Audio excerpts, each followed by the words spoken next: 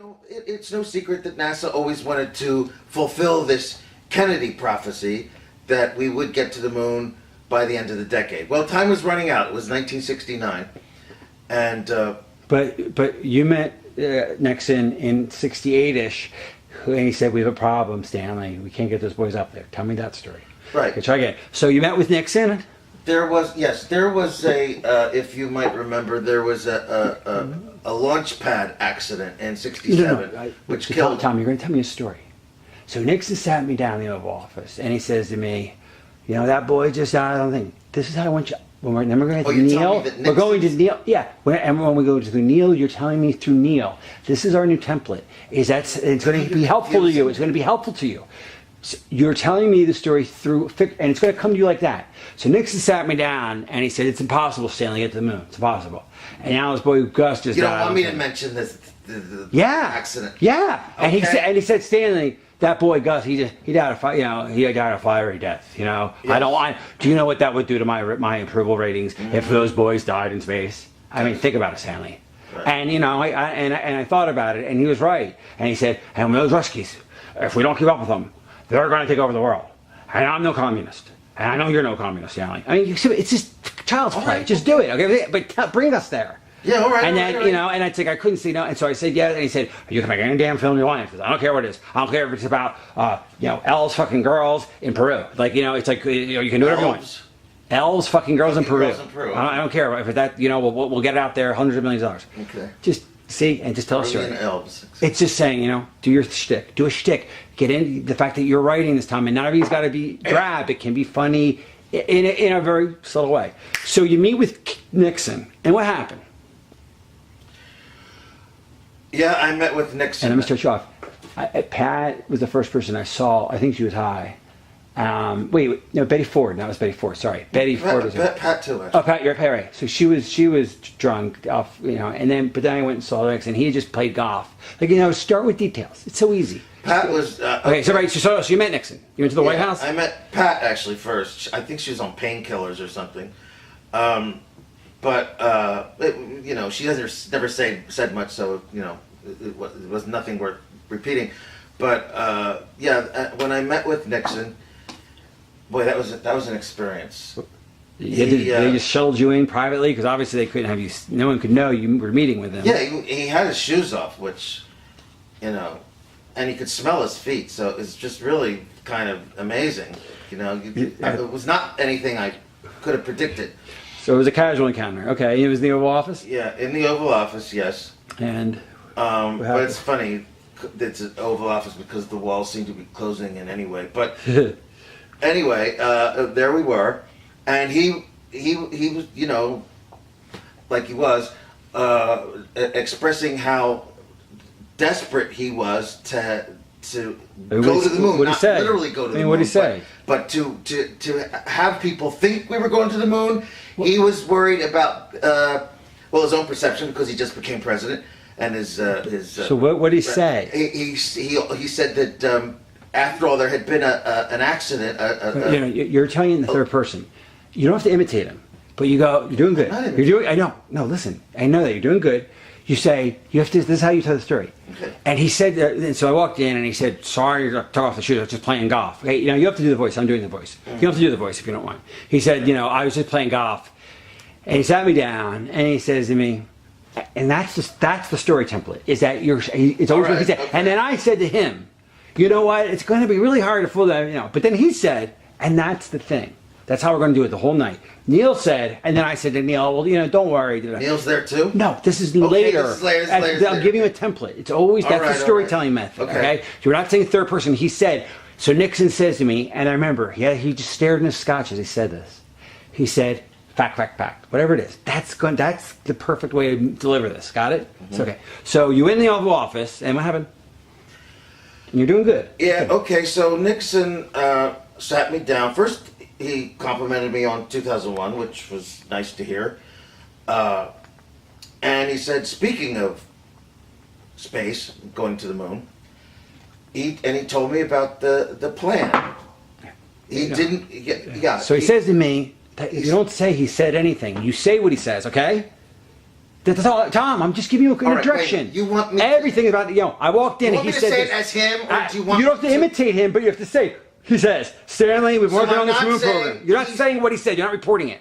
You're repeating it. I'm saying it as Nixon. You're repeating it in a storytelling way. All right. So I go to this whore, and she goes, Okay. listen, I don't do it. All right. That's the mood. All right. Okay. It's not like, so this horse said, no, it'd be like, you're like, you don't have to imitate him if you don't feel comfortable. You just say, Stanley, da-da-da, whatever he says. That's how we get the information. We're doing exposition here. That's the way we're going to sneak it in. Okay. So we're there, you're at this Oval Office, and what happened?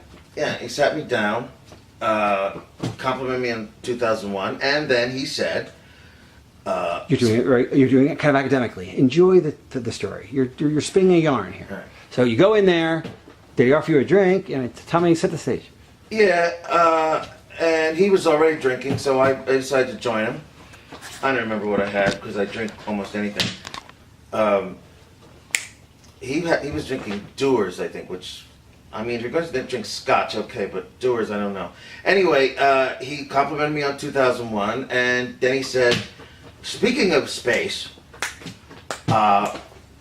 you know about President Kennedy's prediction of going to the moon by the end of the decade. Well, it was almost like a mandate. Like he sort of Yes. like threw the gauntlet down. And he said, well, time is running out, and we want to do that, but we can't. It's impossible.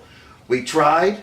We've been testing this for years. As you may have heard, there was a launch pad accident in 1967 in which the famous Gus Grissom was killed and 2 other astronauts.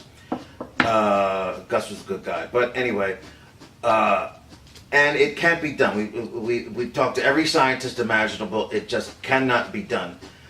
But after seeing your film, I am convinced, and the gentlemen at NASA are also convinced, that you can help us make people believe that we have been to the moon and back. And you must have been startled at that moment. Okay. Actually, a little bit, but I also knew where this was going, and I thought, what a trip. What a trip this is for me, as an artist. Okay, you were still young and wide-eyed. I couldn't help it. Okay. It's part of being, it's like it's the DNA or something of an artist. Like your adrenaline got going. Yes. Your juice is flowing. Okay. Yeah. Go on. And I was excited. All right, He go didn't on. even have to finish, but he did. And explained to me that he wanted me to film a fake landing with fake astronauts. Well, not real astronauts, but faking the exploration of space. Because they just knew they couldn't get there. Because there was just no way we could get there. And the political, I mean, they'd spent all that money, I guess. And Yes. there was a political brinksmanship going on. Of course, Nixon wanted to make a big splash. It was early in his presidency.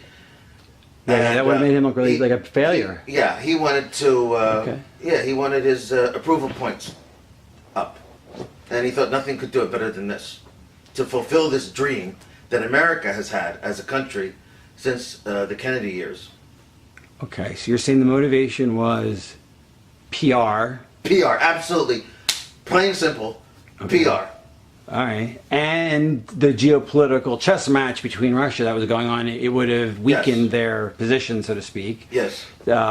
And I guess That money. was background. That was great background for the story. Yes. But it was also, it must have been about, Because there was about still money. though. a red fear, a communist fear among the people. Right. Sure, that was right. You're kind of, yeah. Sure. I mean, missile crisis and all that. Okay.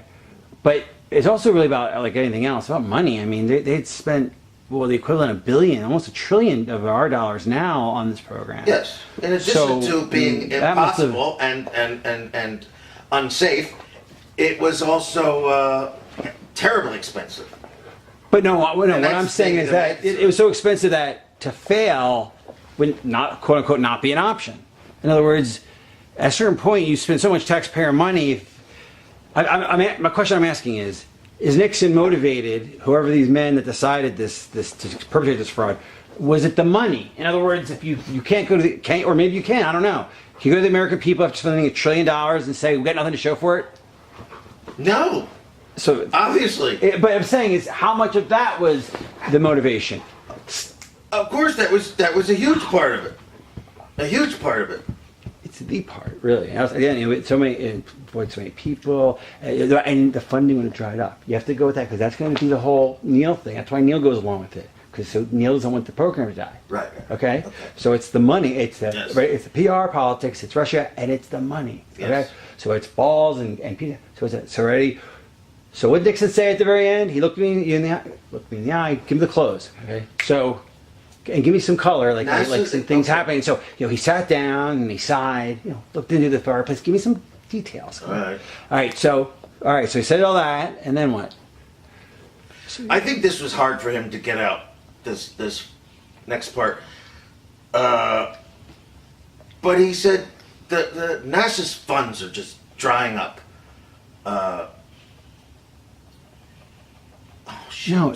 They can't fund something that doesn't work. Yes. If we don't fake it, if we tell them the truth, the money goes away, and we think we're this close. Yes. So we have to lie. It's a good lie. It's a lie for a good reason. We're this close. Yes. But they never got closer. So it was even in earnest, maybe, perhaps. Got it? And it makes sense. It's like we can't keep the kid on chemotherapy if it's not working. So we're going to say it's working because we want to keep the kid on chemo. Like we're going to lie to save his life. Got it? Yes. This is a motive. Got it? And this is that's a motive that's actually you can sympathize with that. Got that? Like, oh wow, all those jobs that you wanted to do. That's the hook. Got it? Okay, so Nixon says to you, so he goes in for the big close and he says, you got to do it. And he guilts you about merit patriotism? Have to save NASA. Okay. It was in deep trouble. And this was... Why was it in deep trouble? Just spent so damn much money. Billions and billions of dollars.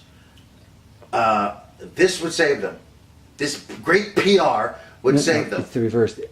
It would destroy them if the truth came out. They weren't a damaged agency. They were the hottest agency in the world, Tom. If the truth came out, no. I said, if the truth comes out, NASA is destroyed overnight. The program's destroyed overnight. All right. They weren't a hurting agency. They were the hottest thing in the news. They were the darlings of everyone. But then they realized they couldn't go. Tell the truth and become the stepchild, the redheaded stepchild, and lose the money, or lie, and then we'll get there in 73. So keep it going. That was the kicking can down the road rationalization they made. All right. It's simple though. Okay, ready? So Nixon. If you keep making it up, I'm not making it up. It's the plausible reason. All right, Tim. It's not even. I'm not making it up. Why would you lie about this, Tom? Why? To keep the funding to keep the program going so you can get there, but it never happened because it was insurmountable. All right. That's it. Okay. So I'm not making anything up. Okay. PR with the Russians. We don't want to kill those boys. It's unsafe. And the money. We couldn't. So Nixon says what? Give me some details. Give me some details. He sat down. We couldn't just tell people the truth. Let's start with them. The big finish. So Nixon sat down. Give me some color. Tell a story. Go back to the beginning? No! All right. Keep color. So Nixon at this point, I think, like you said, it was hard for him to say this next part. He sat down, he looked at his scotch, looked into the fireplace for a minute, took a breath, drank the scotch, and then he said, Stanley, and you gotta give me more Stanley. Yeah, it was. Gotta give me more Stanley. No, take a pause and begin the scene. Okay? All right. Yes, and now, drink your drink while you, drink your drink while you tell the story. All right, okay, come on, you're reminiscing. Yeah. Okay. So with Nixon, and what happens? So Nixon says... It was hard for him to say this next part. He was looking into his drink kind of like I am now. And finally he said that we can't tell people the truth, that we can't get to the moon. It would be disastrous for NASA. Their funding would dry up. People wouldn't have faith in them anymore. It would be like faith, it would be over, failure. right? It would be over. Yes, it would be absolutely over. So if we fake this moon landing, it would do nothing but increase the reputation. and we could go again and again if we had to. Well, I mean, just to go the first time. I mean, so they wanted to keep the funding going. Why? Because. Well, obviously, what do you mean? I don't Well, know. why they wanted to lie about the moon landing to keep the funding going? Why? Just to keep NASA viable. Why though? Well, why? Why not? Because people believe in NASA. No, because they thought that the moon landing was just a few more years. That if they would get there, they just kept the funding going. They could get there. They could figure the problems out, but they never did. So that's the point. It's not arbitrary. We want to keep NASA alive because it's the dream, and we knew You're saying NASA believed they still could. They at the time, and then finally it hit them. And probably by 75, we're fucking never getting there. All right, okay. That's the sympathetic reason why they did this. Right. And you're like, wow, that makes sense, but it's still wrong. Get it? Okay, yeah. So that's a big thing. I said this to you. Let's try again. Ready? So Nixon says what? Grab your drink, and action. What they believed was if we could. Nixon sat down. Color. Tell me the story, Tom.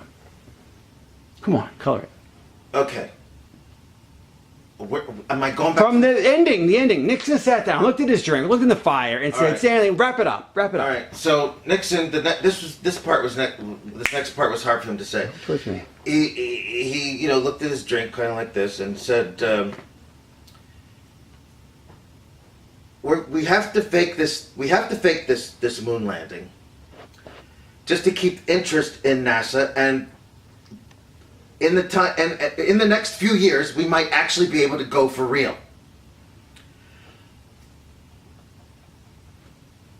Come on. Because we wouldn't give up. We'd still work on it. We would still be working on it, trying to make this trip possible. But we have to do it now. No, because they were so close, Because we were so damn close. We had to do it now. And if you didn't lie, it would dry up. We were on the brink of something. Yes, and if we didn't fake this, if we didn't lie about it, eventually people would lose interest, and the funding would dry up for NASA. It would just cease to exist. And the dream would be dead. It would be gone. The greatest thing in the world for this country would be to go to the moon, and that being gone, it would be just devastating for the national mood. It was about money. And I'm just giving you lines. So it was about the money. It was about the morale.